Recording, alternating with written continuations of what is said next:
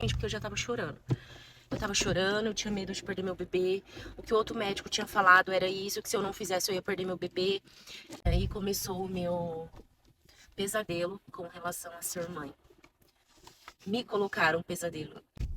Era 2018, eu decidi engravidar, eu e meu marido, a gente começou a fazer exames. Fomos procurar o meu ginecologista, tinha sido um ginecologista indicado por uma cliente minha. E aí, chegando lá, falei que eu queria, pediu exames, tudo certo. E nenhum dos exames de imagem, que é a ultrassom por aquela ultrassom por baixo, ele viu que eu tinha lá uma deformidade no meu útero. E aí ele falou que eu ia ter que passar por um procedimento que entraria com uma câmera e rasparia meu útero, que ele falou que eu tinha útero bicorno. Eu vou deixar uma fotinha aqui, o que seria útero bicorno. O útero bicorno, ele ocupa muito espaço dentro, que foi o que ele me explicou. Então, eu não conseguiria segurar uma gestação, era um grande risco, porque como não tinha espaço, o útero poderia entrar em trabalho de parto e expulsar o neném e eu ter um aborto.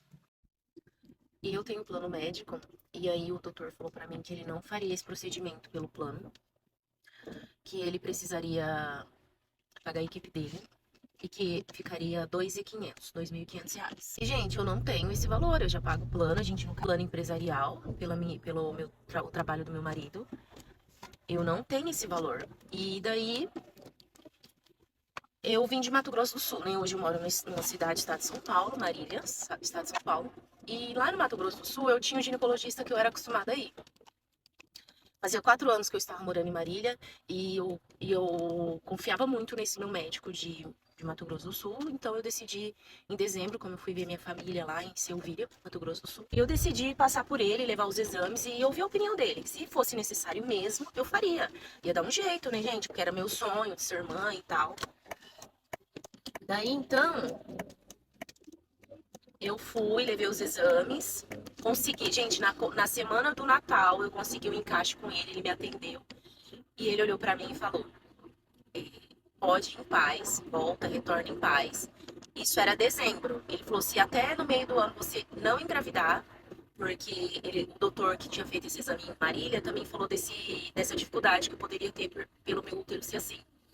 Ele falou: se até no meio do ano você não engravidar, você pode retornar e aí a gente vê o que faz. Enfim, aí quando eu voltei pra Marília, né, marquei uma consulta novamente com esse médico. E daí, quando na consulta eu falei pra ele que eu já estava grávida, gente, vocês não acreditam qual foi a reação dele. Vocês não acreditam. Calma aí, gente, que eu tô. Imagina, 8 horas da manhã é o pico do comércio e eu aqui contando história. Mas vai dar certo. Então, e aí ele. Como assim? Você engravidou? Eu orientei você a fazer aquele procedimento e pererei parará. Lógico que eu não contei pra ele que eu fui em outro médico, né, gente? Mas eu já fiquei esperta com isso, né? Eu decidi acreditar no meu médico de Mato Grosso do Sul. E daí, eu percebi na cara dele que a minha gestação. Gente, que médico que você procurou pra engravidar fica bravo que você engravidou? Ele queria mesmo, acredito, o procedimento, né? Aí ali começou tudo. Tudo com esse médico. Daí ele fez os pedidos, os exames que faz inicialmente ali, né? Quando eu descobri, eu tava com 4 semanas. Com 4 semanas não deu pra ver ainda os batimentos. Com 6 semanas já consegui ver os batimentos do bebê. Quando eu tava com, acho que de 9, acho que 8, 9 semanas aí de gestação, eu comecei a ter sangramento. Daí ele me passou medicação pra segurar, tudo. Aí parou o sangramento. Quando deu 12 semanas mais ou menos, tive sangramento de novo. Nessa época, gente, eu andava de moto. A cada um com a sua necessidade. Eu andava de moto, nesse período eu parei, né? Mas, enfim. E daí ele falou pra mim que eu ia ter que passar por um procedimento novamente. Ele me orientou a passar por outro procedimento que chama cerclagem, que é você amarrar o colo do útero, porque quando você engravida, o colo do útero fecha. E ele falou que o meu colo do útero estava fino, que eu precisava passar por esse procedimento chamado cerclagem. Porém, entretanto, todavia, ele não faz pela Unimed, ele faz só no particular, para ele pagar a equipe dele. E pererê, parará, já escutei essa história. Só que ele cobraria 3.000 reais. 2,5, 3.000 na faixa do outro valor lá. Mais uma vez, eu não tinha esse valor em conta e eu pago o plano Unimed para isso, eu precisava procurar esse recurso pela Unimed. Procurei o hospital aqui, tem hospital que falou para mim que não faz porque era um procedimento eletivo, não é uma emergência, era mais uma precaução e tal e tal e tal. Minha Unimed não é local, Marília, ela é intercâmbio porque a unidade responsável é Bauru. E daí fui no médico, agendei uma consulta no médico em Bauru, num consultório. Da mesma forma que tentam frustrar os seus sonhos, se você coloca diante de Deus, Deus vai levantar pessoas, Deus vai trazer pessoas até você e dizer: olha, eu tô cuidando, olha, estou aqui com você. E foi exatamente isso que aconteceu. A minha consulta era mais ou menos umas 5h10, 5h15. E daí eu comentei com esse médico, ele falou assim: olha, eu precisaria de uma ultrassom atualizada para eu ver as condições do seu colo do útero. Foi quando eu comentei com ele: tá, doutor, eu sou de Marília, né? Mas comentei ali, aí ele pegou e falou: não, calma aí. Porque eu falei que eu teria que retornar. Aí, não, calma aí, eu vou ver se a moça aqui do ultrassom, do consultório, ela está aqui, daí você faz ali. Aí ele ligou lá, ela tinha acabado de ir embora, porque já era 6 horas da tarde, já 18 horas. Olha, gente, como que Deus levanta pessoas. Ele falou assim: olha, eu vou pedir pra minha secretária ligar lá no hospital da Unimed, aqui de Bauru, era do outro lado da cidade.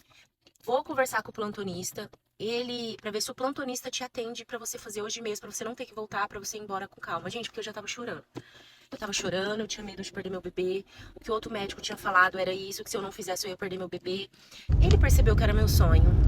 E quem que não tá afim de pagar ou mover o mundo pra conquistar o seu sonho de ser mãe? Wesley me abraçou, meu marido tem muita fé. Eu fui pra Jesus através dele. Continuando parte 2 de como tentar frustrar o meu sonho quando decidir ser mãe. Enfim, parei na parte que o médico ligou lá no hospital da Unimed de Bauru e pediu pro plantonista fazer. Gente, olha isso. Era um pronto atendimento, um médico de um consultório ligou e o médico, o plantonista, falou: tudo bem, manda ela pra cá. Aí ele pegou e falou assim pra mim: vai lá, faz esse exame, ele vai te entregar. Eu tenho mais algumas pacientes aqui, você traz pra mim. Eu fui, dei entrada no pronto atendimento. Na hora que eu entrei na sala do ultrassom, quem estava lá junto com o médico plantonista? O médico. Gente, eu acabei de chegar no mercado. Hoje é uma segunda-feira, é 8h07 da manhã. Aproveitando que o meu marido tá aí. Ele trabalha fora, né? Ele é motorista. Aproveitando que ele tá aí, ele ficou com o Pitico, escolinha do Theo, que é meu menorzinho, tá de greve. Eu levei o Noah pra escola, aproveitei e vim passar no mercado. Né? Tá bem cedinho, tá frio, então ele ficou em casa com o Wesley. Voltando pra história. Na hora que eu entrei na sala, o médico, que era lá do consultório, estava junto com o médico plantonista e ele participou da ultrassom. Vocês entenderam, gente, que quando você coloca Deus à frente, você tem um sonho, você acha mesmo que você não vai passar por dificuldade, que não vão tentar frustrar os seus sonhos? Se Deus está à frente, vão acontecer coisas para te frustrar, mas Deus vai, ele sempre vai dar um sinalzinho: olha, eu tô aqui. Olha, não se desespera. E daí fizemos a ultrassom. Ele conversou comigo e com meu marido. Olha, vão em paz, tranquilize o seu coração, porque você tem um baita de um colo de um útero largo, fechadinho. E aí eu fiquei assim, né? Aí ele falou assim: é caso de processo. Porque, gente, eu tava com ultrassom do outro médico recente. Ele falou assim: é caso até de processo. Ele queria, né, gente, outro médico. Aí ele falou assim: mas não vale a pena mexer com peixe grande, é um momento que você tá sensível. Vai curtir sua gestação, vai ter seu neném. Eu entreguei pra Deus. Só que, claro, que eu não voltei naquele médico mais. Só que eu falei assim: agora eu vou escolher uma ginecologista, obstetra, que seja mulher, né, pra ver se é mais sensível a esse momento que a gente tá passando. Aí eu escolhi uma, e ela era no mesmo prédio que o outro doutor. Olha, eu tomando cuidado pra não falar o nome do doutor, né? E daí, eu falo, um dia eu acho que eu vou trombar com ele aqui no elevador, porque ela era, tipo assim, do 11º andar e ele era do 10º. Então, quando eu passava no elevador lá pra doutora, eu passava pelo andar dele. E aí fui indo, levei a gestação, tava seguindo tudo certo. Quando foi ali pra fazer aquela translucência no cal, pra saber se tem alguma alteração, aumenta o risco de ter síndrome de Down. E aí, bomba de novo. Deu uma pequena alteração, e aí eu fiquei muito mal, muito mal. Porque quando tudo se acalmou, que eu tava bem, aí começou toda essa dúvida de novo. Aí ela falou: calma, porque você fez no limite, vamos esperar a segunda morfológica, se der alguma alteração lá a gente investiga melhor e tal. Isso com 14, 15 semanas. Aí você imagina ter que esperar a segunda morfológica, se eu não me engano é feita aí com 24 semanas. Mas chegou ali na segunda morfológica, Fizemos, tava tudo certo. Ossinho nasal, porque um dos indícios de síndrome de Down é o ossinho nasal, acho que ele não é presente ou ele é encurtado, algo assim. Minha barriga, ela tava muito grande. Gente, eu vou colocar uma foto aqui pra vocês verem. Ela tava gigante. Sabe aquela medida uterina daqui até o pé ali da barriga, assim, que eles fazem, que ela tem que bater com o número de semanas de gravidez. Eu tava com 26 semanas, a medida da minha barriga dava como se eu tivesse com 31. Falou, né, a doutora?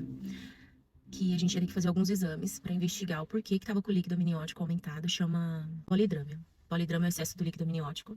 E aí a gente teve que fazer alguns exames pra ver o porquê. E aí, nesses exames, eu fiz, gente, cardiograma, do coraçãozinho do neném, pra ver se não tinha nenhuma questão cardíaca, enfim. E a gente fez vários exames e ela falou que um dos indícios aí da medicina quando tá com o líquido aumentado, não tem nada fechado, né, nas pesquisas, mas indica alguma anomalia. E como já tinha dado alterado aquela questão da translucência no cal, a nossa desconfiança era isso, que ele tivesse alguma coisa. O Noah, que é o meu primeiro filho. E aí, filha, só foi choradeira. Eu chorava, chorava. Eu chorava bastante, porque a gente tava incerto, a gente não sabia o que que era. E aí, nas ultrassom, começou a dar alteração no tamanho dele. Gente, eu começo a contar essa história, vem um filme na minha cabeça e não tem como eu não chorar, porque foi um momento muito difícil, mas também depois desse momento, eu não sou mais a mesma com Deus, a minha fé foi aumentada, eu vivi um milagre, então eu hoje falo, eu não sou a mesma pessoa, eu tenho plena certeza do poder de Deus, porque eu vivi ele na nossa vida. Começou a dar desproporção no tamanho dele. O que seria isso, gente? Os bracinhos, úmero, fêmur, o tronco, a cabeça tava num percentil, tipo no percentil 90, 95, a cabeça e o tronco. E os bracinhos e as pernas estavam no percentil mínimo, tipo 5, 7. Eu fiz, gente, ultrassom em vários lugares. Eu fiz na CMD, na Ultra Rádio, na Unimar. Quando eu fiz, eu falava assim, não, esse aparelho tá com problema, ele tá desregulado, alguma coisa tá errada, não era meu filho, sabe? Então, quem é mamãe aí, ou quem tá tentando engravidar, ou quem está grávida e recebeu um diagnóstico, a última palavra vem do Senhor. A última palavra é do Senhor. Era o que eu falava pra Deus. E aí a doutora conversou com o pai dela, porque o consultório dela era junto com o pai dela, um médico aqui em Marília super experiente. A filha dele também, maravilhosa. E que ela conversou comigo, meu mundo desabou. Nesse dia eu tava na consulta sozinha, o Wesley não pôde ir comigo. Eu nem consegui ir embora direito, gente. Aí me recompus, fui embora, cheguei lá, eu chorei muito. O Wesley me abraçou, meu marido tem muita fé. Eu fui pra Jesus através dele. E ele falou assim, amor, Deus tá no controle, o que tiver de ser vai ser. Mas a gente que é mãe, viver na gravidez, toda aquela emoção, hormônio, não foi fácil, não foi fácil. Enfim, e aí ela falou pra mim, né, nesse dia que eu fiquei muito mal, ela falou pra mim, Edilane, conversei com meu pai, conversei com o médico que você fez a ultrassom. E a nossa desconfiança é que seu bebê tenha nanismo. E eu, o que que é isso? Gente, eu não tinha conhecimento. Só que aí ela foi me explicar, né? Vou pro próximo vídeo, gente, assiste o próximo. E a única pessoa da minha família que sabia era minha irmã. Minha irmã é minha melhor amiga, Geisa. Continuando parte 3 de como tentaram frustrar o meu sonho de ser mãe na minha primeira gestação. Parei na parte que sobre nanismo. Eu não conhecia nada sobre nanismo. Para mim, um bebê só nasceria anão se os pais fossem. Aí a doutora me explicou, quando os pais são, aumenta a chance lá, alguma porcentagem, depois eu vou me informar e deixar aqui. Mas o nanismo, ele é basicamente a falta do gene de crescimento. Na formação, mesmo que os pais não sejam, pode acontecer de ter a falta do gene de crescimento e acontecer de vir vir com nanismo. E aí, eu não contei para minha mãe, para o meu pai, a minha sogra, a família do meu marido também não sabia. Era um sofrimento muito grande para mim. E eu não queria fazer eles sofrerem, porque eu falei, que adianta eles sofrerem comigo? Não vai mudar nada. Então, quando nascer, a gente conta, a gente atualiza. E eu me deparo com pensamentos de mãe. Quem é mãe vai me entender.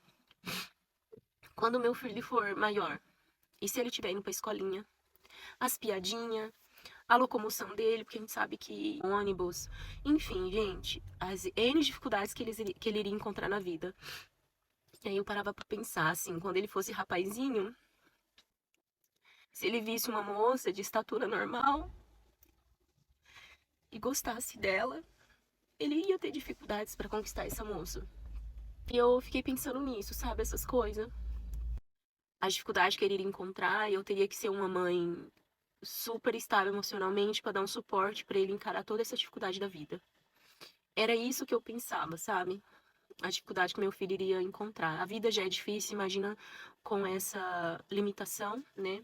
Enfim, eu sou cristã, a gente congrega numa igreja aqui em Marília. Ela chama Livres Adoradores.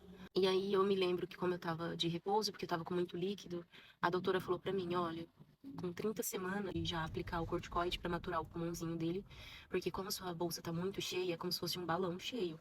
Quanto mais cheio, mais fácil de estourar. Então, pra gente maturar o pulmãozinho, porque ele pode vir prematuro.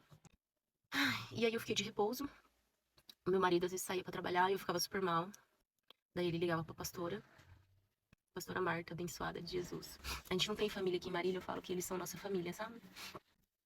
Só da igreja é nossa família em Cristo. E aí, ele falava pra ela, né, que eu não tava bem, ou às vezes ela mandava mensagem, eu falava, pastora, eu não tô nada bem hoje. Quantas vezes ela me ligou e eu não conseguia conversar. Ela só orava comigo pelo telefone, despedia, ela só orava. Isso fez muito mal na minha gravidez. A minha família não sabia, a única pessoa da minha família que sabia era minha irmã. Minha irmã é minha melhor amiga, a Geisa. A gente tem 2 anos de diferença. Minha irmã é tudo pra mim. E daí eu ligava pra ela, cada ultrassom que eu tinha esperança de vir diferente, de vir normal. E aí, cada vez, cada ultrassom, ela me ligava, e aí, nega? Era uma choradeira. Era uma choradeira, gente. Eu me lembro que como eu fazia muito ultrassom, exames pra ver se tava tudo bem com ele. Gente, eu acho que eu fiz sei lá, uns 15 ultrassom na minha gravidez toda. Dava mais de uma por mês. Eu ia tomar banho, eu falava pra Deus, eu sabia a posição que tava o Noah. Eu falava pra Deus, eu falava assim, Deus, ele ainda tá em formação. Basta uma palavra do Senhor, tudo se corrige. O Senhor pode corrigir, ele ainda tá em formação. Daí eu falava pra Deus, eu falava, o Senhor ressuscitou Lázaro, que já estava há 4 dias. Eu falava assim, gente, pra Deus mesmo. O Senhor ressuscitou Lázaro, que já estava há 4 dias fedendo, em estado de decomposição. O meu filho, ele tá em formação, basta uma palavra do Senhor, tudo se corrige. E aí tem um louvor que eu amava cantar e eu passava a mão na minha barriga no chuveiro. Eu cantava louvava a Deus assim, eu vou cantar aqui pra você, assim, Continua sendo Deus, se a doença vier. Ele é Deus, se curado for.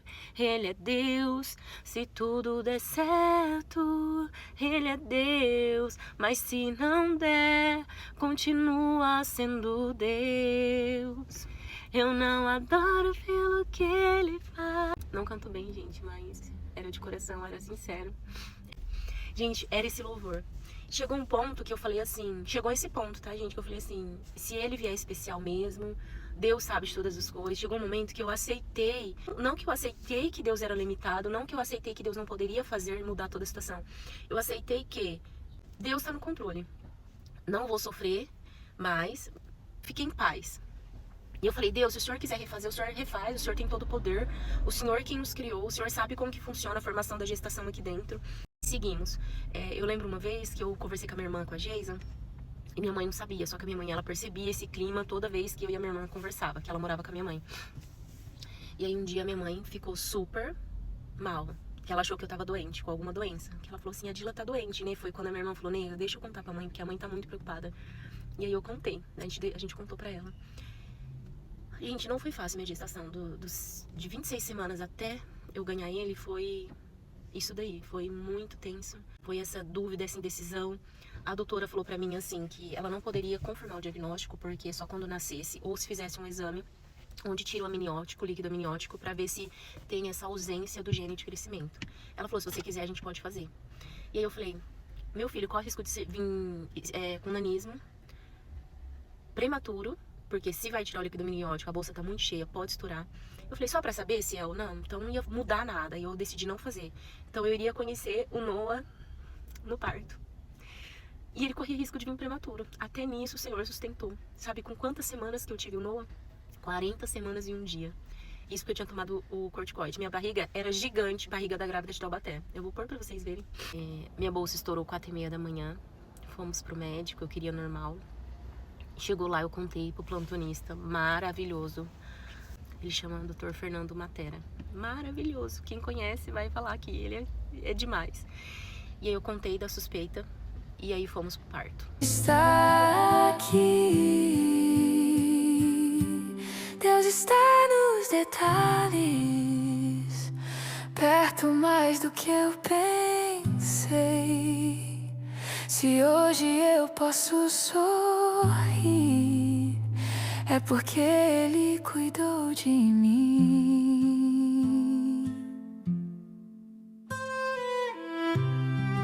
Obrigado, Senhor, pelo que vejo e pelo que ainda vou ver.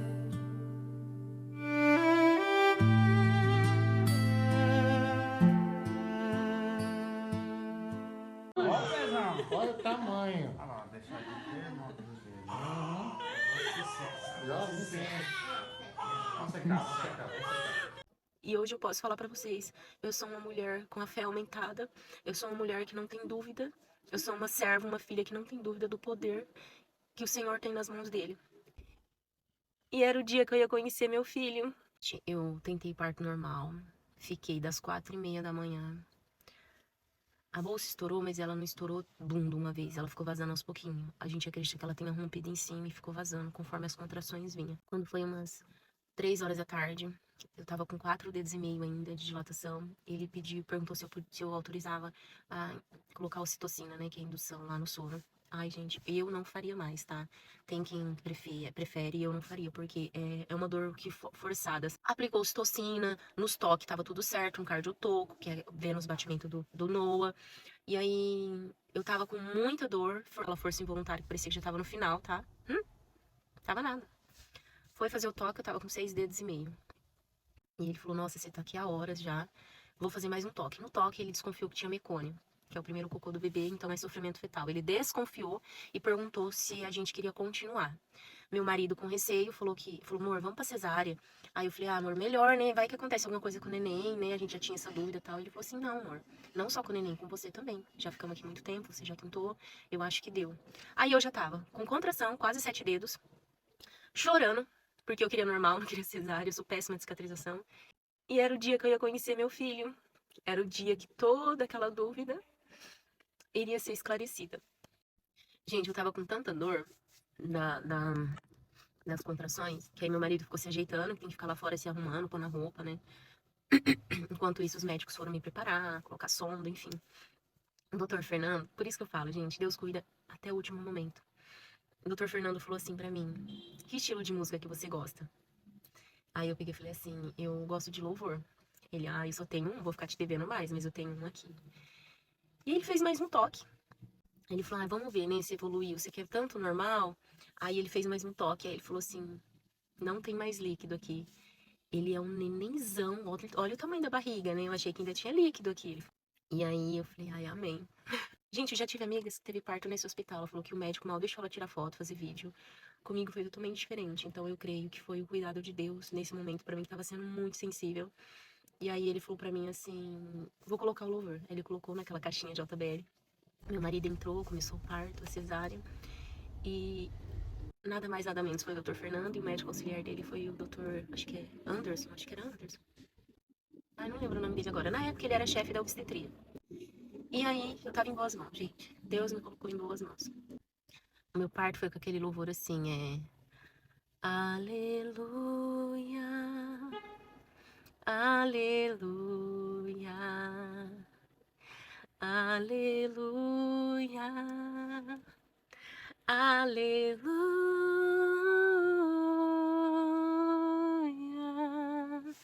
Ai, gente, eu canto mal, ainda tô chorando. Outro detalhe, o doutor falou assim, prepara o celular, o nenenzão vai sair. Então ele deixou a gente filmar. Gente, eu chorava horrores. Eu tenho um vídeo do meu parto. Quando o Noah nasceu, eu falava, amor, e aí? E eu chorando. Amor, e aí? Porque fica aquele pano. Aí ele falava assim, amor, ele é perfeito. Gente, eu só chorava. Eu só chorava. Eu falava no vídeo, glória a Deus, obrigada, Jesus. E, gente, eu só agradecia. Eu falava, glória a Deus, eu chorava, eu agradecia, porque o Senhor operou um milagre na nossa vida. O Noah é um milagre desde o meu ventre, porque Gente, era assim, ó, 99% que ele teria nanismo. E o nanismo, que a doutora falou, seria aquele que é acondoplasia, que é só as pernas, membros inferiores e superiores encurtado. O tronco não é, porque tem aqueles nanismos que o tronco é encurtado, que comprime órgãos e corre risco de vida, tem uma vida mais difícil, complicada em relação à saúde. Eu agradecia a Deus, eu glorificava ali mesmo, eu tenho meu vídeo. Eu toda vez que olho esse vídeo eu fico super emocionada.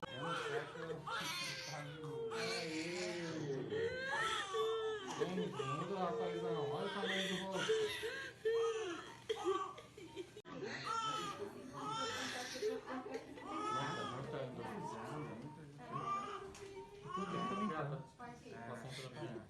Tô bem. Correu também. O Noah é o meu milagre. Então, tentaram frustrar os meus sonhos, mas o Senhor não permitiu. O Senhor esteve com a gente o tempo todo. E hoje eu posso falar para vocês, eu sou uma mulher com a fé aumentada, eu sou uma mulher que não tem dúvida, eu sou uma serva, uma filha que não tem dúvida do poder que o Senhor tem nas mãos dele.